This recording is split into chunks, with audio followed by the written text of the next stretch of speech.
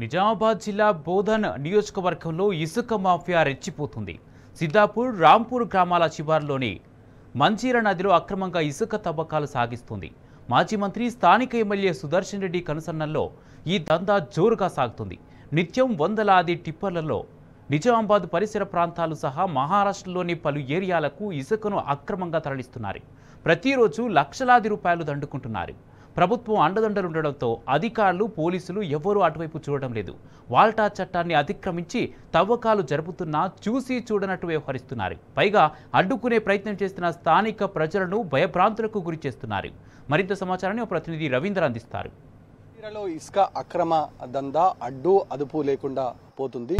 ముఖ్యంగా బోధన్ నియోజకవర్గంలో 3 క్వారీల్లో ఇదే పరిస్థితి ఉంది. ఈ నేపథ్యంలో మనం బోధన్ మండలంలో ఉన్నటువంటి సిద్దాపూర్, ఈ మాంజీరా పర్యాటక ప్రాంతంలో ఇసుకను యథేచ్ఛగా తరలిస్తున్నటువంటి మాంజీరా నది పర్యాటక ప్రాంతంలో మనం ప్రస్తుతం చూస్తున్నాం. స్థానిక నేత, మాజీ మంత్రి సుదర్శన్ రెడ్డి ఆధ్వర్యంలో ఈ ఇసుక అక్రమ దందా కొనసాగుతుంది.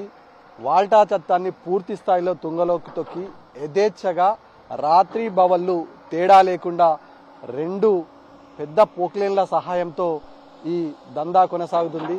వందలాది టిప్పర్లను ప్రతిరోజు ఇక్కడి నుంచి యథేచ్ఛగా వివిధ ప్రాంతాలకు, మహారాష్ట్ర, కర్ణాటకతో పాటు నిజామాబాద్ మీదుగా యథేచ్ఛగా తరలిస్తున్న పరిస్థితి స్పష్టంగా కనబడుతుంది. లక్షలాది రూపాయలు ఒక రోజుకు దండుకున్న పరిస్థితి స్పష్టంగా కనబడుతుంది. నిబంధనలకు ఏమాత్రం పట్టించుకోకుండా పూర్తి స్థాయిలో నిబంధనలను బేఖాతరు చేస్తూ సుదర్శన్ రెడ్డి బరితెగించి ఈ మాంజీరా పర్యాటక ప్రాంతంలో ఇసుకను అక్రమ రవాణా చేస్తున్న పరిస్థితి స్పష్టంగా కనబడుతుంది. వాల్టా చట్టం ప్రకారం దాదాపుగా ఇసుక కేవలం అవసరాల నిమిత్తమే తీసుకోవాలని నిబంధన ఉంది. పైగా ఇక్కడ ఎలాంటి యంత్ర పరికరాలు వాడొద్దనే నిబంధనలు కూడా ఉంది. సాధారణ మధ్యతరగతి కుటుంబాలకు చెందిన వారు ఎవరైనా ఇల్లు కట్టుకుంటే ప్రభుత్వం ఆధ్వర్యంలో నడిస్తే పనులకు మాత్రమే ఇసుకను తరలించాలనే జీవో కూడా ఉంది.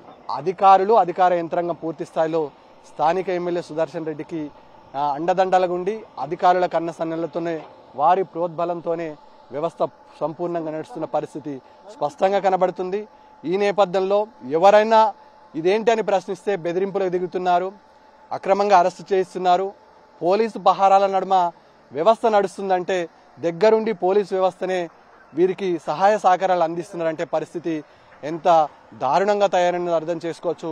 రాత్రి పవలు అనే తేడా లేకుండా LED లైట్ల సహాయంతో యథేచ్ఛగా రాత్రి పవళ్ళు ఇక్కడ నుంచి సుదూర ప్రాంతాలకు తరలిస్తున్న పరిస్థితి స్పష్టంగా కనబడుతుంది. గ్రామస్తులు ఎవరైనా నిలదీస్తే వారికి బెదిరింపులకు పాల్పడుతున్నారు.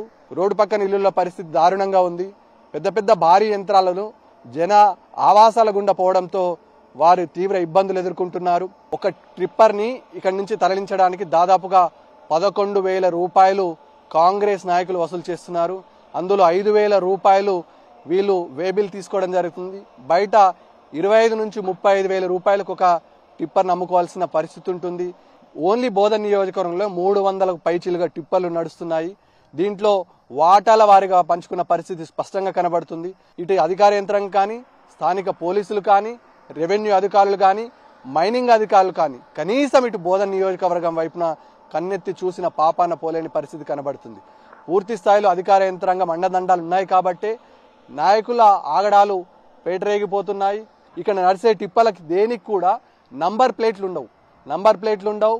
దీని ఒక వేబిల్ మీద దాదాపుగా అనేక టిప్పర్లు వేసుకోవడానికి ఆస్కారం ఉంటుంది. కాబట్టి నంబర్ ప్లేట్లు లేని వాహనాలను తరలిస్తున్నారంటే ఒక వేబిల్ మీద ఇది ఉద్దేశపూర్వకంగానే ప్రభుత్వ ఆదాయానికి ఒకవేళ నిబంధనల ప్రకారం వాళ్ళు డబ్బులు చెల్లిస్తే ప్రభుత్వ ఆదాయానికి కూడా గండి కొట్టాల్సిన పరిస్థితి కూడా ఉంటుంది. ఆ రకంగా మరో దోపిడీ కొనసాగుతుంది. ఈ నేపథ్యంలో ఇటు ప్రభుత్వ పెద్దలు కానీ, స్థానిక ప్రజాప్రతినిధులు కానీ మొత్తానికి ఇక్కడ ఉన్నటువంటి మాంజీరా పర్యాటక ప్రాంతంలో దోపిడీకి బరితెగిస్తూ భయభ్రాంతులకు సాధారణ ప్రజలను గురి చేస్తున్న పరిస్థితి స్పష్టంగా కనబడుతుంది. గ్రామస్తులు కూడా ఒకటే చెప్తున్నారు. సిద్దాపూర్ గ్రామస్తులతో పాటు పక్కన ఉన్నటువంటి రాంపూర్ గ్రామస్తులు యథేచ్ఛగా అక్రమ రవాణా జరుగుతుంది, ఇది ఏంటని ప్రశ్నిస్తే భయభ్రాంతులకు గురి చేస్తున్నారు. స్థానిక కాంగ్రెస్ నాయకుల కనుసన్నల్లోనే ఈ దందా పూర్తిగా నడుస్తుంది. దీనికి అడ్డుకట్ట వేయాల్సిన అవసరం ఉంటుంది.